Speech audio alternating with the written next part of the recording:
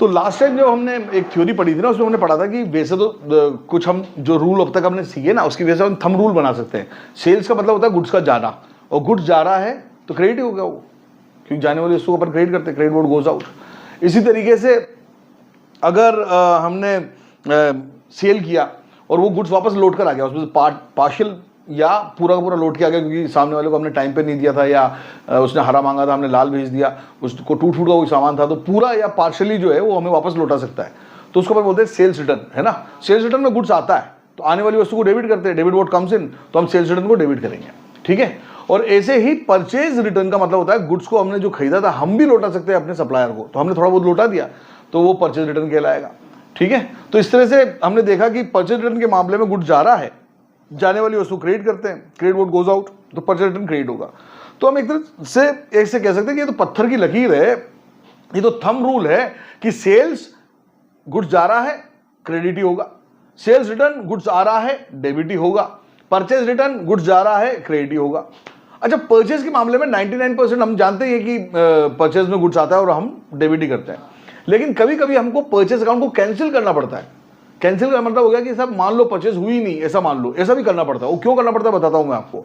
तो परचेज को हम डेबिट करके दिखाते हैं, कैंसिल कैसे करें, क्रेडिट करके। तो कभी कभी एक्सेप्शनल केसेस में, अपवाद बोलते हैं अपन हिंदी में, उसमें अपवादजनक स्थिति में हमें परचेज अकाउंट को क्रेडिट भी करना पड़ता है।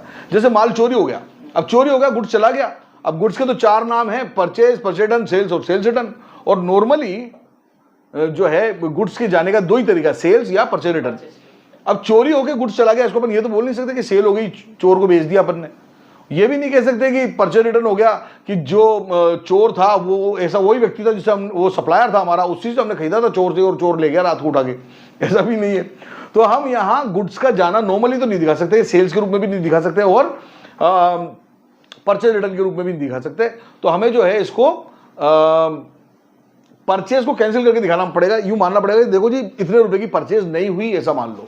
ऐसे कुछ मामले और भी हैं, जैसे कुछ प्राकृतिक आपदाएं होती हैं, जो हमारा नेचुरल डिजास्टर हो जाता है उसकी वजह से, जैसे बाढ़ आ गई, भूकंप आ गया, ज्वालामुखी फट गया, हाँ, सो बाढ़ फ्लड बोलते हैं बाढ़ को, ज्वालामुखी को अपन बोलते हैं वोल्केनो, है ना। और ये अर्थक्वेक हो जाता है हमारा, भूकंप इसकी वजह से चला गया, या कुछ और भी कारणों से आग वाग लग गई।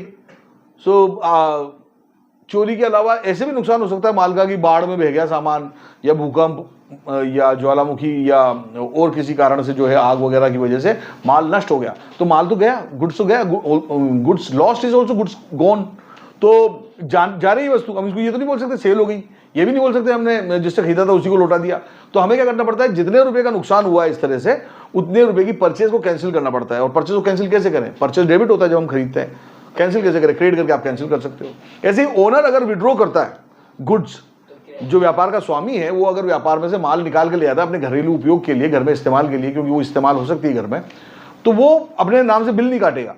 बिल काटेगा तो सेल्स प्राइस पे, जो कि मार्केट प्राइस पे काटेगा, वो टैक्स भी लगेगा। तो कौन चाहता है कि अपने माल को सेल्स प्राइस पे खरीदूं खुद से ही, तो क्या करता है ऐसे उठा के ले आता हो तो बिना बिल के ही, तो वो वास्तव में परचेज प्राइस पे ले जा रहा है goods. Goods are going at purchase price out of the business and owner is taking it. तो हम बोलेंगे यार चलो इतने रुपए परचेज कैंसिल हो गई क्योंकि सेल्स का बिल बना नहीं, परचेज रिटर्न है नहीं, तो चलो सेल्स को क्रेडिट कर देते हैं। तो ये 4-5 मामले ऐसे हैं, आग लगने से माल नष्ट हो गया, चोरी होने से माल का नुकसान हो गया, या बाढ़ में या ज्वालामुखी कारण या भूकंप की वजह से नुकसान हो गया, या मालिक ने खुद ने आहरण कर लिया।